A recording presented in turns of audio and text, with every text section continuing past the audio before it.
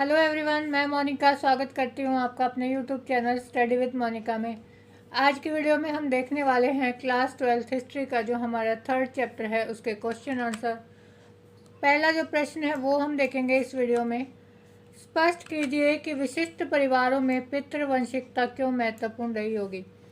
इस चैप्टर में हम बात कर रहे हैं 600 शताब्दी ईस्वी पूर्व से 600 ईस्वी का जो समय था। मेनली हम बात कर रहे हैं महाभारत काल की।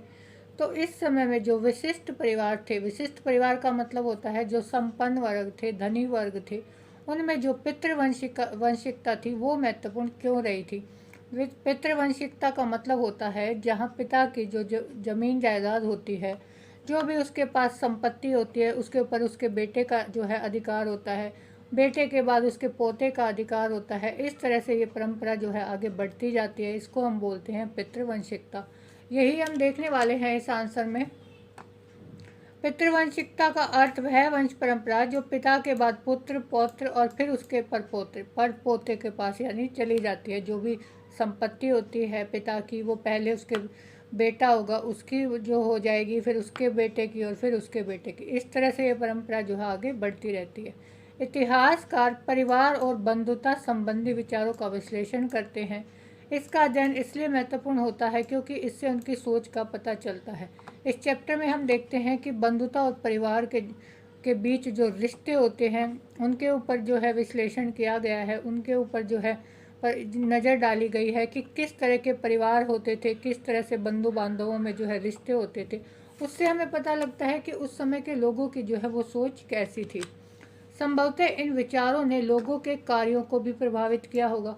देखिए, जो भी इनके विचार रहे हों, जिस तरह के भी रिश्ते थे, उससे क्या होगा कि जो लोगों के कार्य थे वो भी प्रभावित थे। इसी तरह व्यवहार से विचारों में बदलाव आया होगा। हमें इस बात के स्पष्ट संकेत ऋग्वेद जैसे कर्मकांडीय ग्रंथ से भी मिलते हैं। देखिए, जिस तरह का भी समाज था उस समय में, बंधु बांधवों में जो रिश्ते थे उसका समाज पर प्रभाव पड़ा, फिर उनके कार्यों पर भी उसका प्रभाव पड़ा और धीरे धीरे वो चीज़ें व्यवहार में आ गई। समाज में उसका प्रभाव भी हमें देखने को मिलता है। ऋग्वेद में जो कर्मकांडीय ग्रंथ है ऋग्वेद जैसे, उनमें हमने देखने को मिलेगा कि जो ब्राह्मण व्यवस्था थी, किस तरह से समाज था वो वर्णों में विभाजित था। तो ये सारी चीज़ें हमने चैप्टर में पढ़ी हैं। विशिष्ट परिवारों में वस्तुतः शासक परिवार एवं संपन्न परिवार शामिल थे।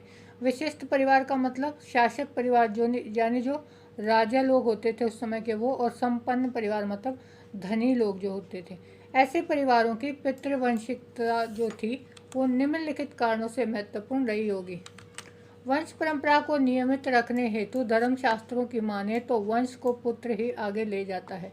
देखिए, ये जो धनी संपन्न वर्ग के जो लोग थे पितृवंशिकता को इतना महत्वपूर्ण मानते थे। इनका मानना था, धर्मशास्त्रों में भी ये बात कही गई है कि जो पुत्र होता है वही हमारे वंश को जो आगे ले जाता है। पुत्रियों का इसमें कोई स्थान नहीं है। जो लड़कियां हैं उनको किसी तरह की इम्पोर्टेंस नहीं दी गई है। विशिष्ट परिवारों के माता पिता नहीं चाहते थे कि उसके बाद उत्तराधिकार को लेकर किसी प्रकार का झगड़ा हो।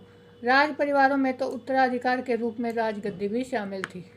देखिए, जो पितृवंशिकता की जो बात कही गई है उसमें क्या था कि भाई पहले से डिसाइड होता था कि भाई जो पिता की जो भी ज़मीन जायदाद है उसके ऊपर जो है उसके बेटे का अधिकार होगा।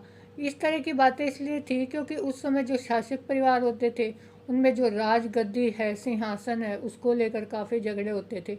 तो माता पिता नहीं चाहते थे कि किसी भी तरह की आगे चलकर ऐसी बात हो। तो पहले से इसके जो है नियम निर्धारित कर दिए गए थे कि भाई जो पुत्र है उसका गद्दी पर हक होगा। पहले जो ज्येष्ठ पुत्र है उसको अधिकार जो है दिया जाता है। इसलिए पुत्र न होने पर अनावश्यक विवाद भी होता था। कहीं कहीं अगर हम देखें तो अगर किसी शासक का, किसी राजा का अगर पुत्र नहीं है तो वहाँ विवाद और झगड़े भी देखने को मिलते थे।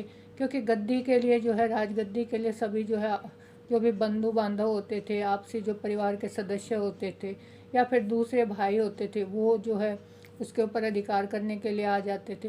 तो कई बार जो है विवाद भी देखने को मिला है इसमें। तो इस कारण जो है पितृवंशिकता जो थी वो इतनी महत्वपूर्ण हो गई थी कि भाई पहले से डिसाइड कर दिया जाएगा कि भाई जो ज्येष्ठ पुत्र है उसको जो है राजगद्दी मिलेगी, ताकि आगे चलकर किसी भी तरह का झगड़ा जो है उसके लिए ना हो। ये वाला क्वेश्चन हमारा कंप्लीट होता है। नेक्स्ट क्वेश्चन के लिए देखिए हमारी नेक्स्ट वीडियो।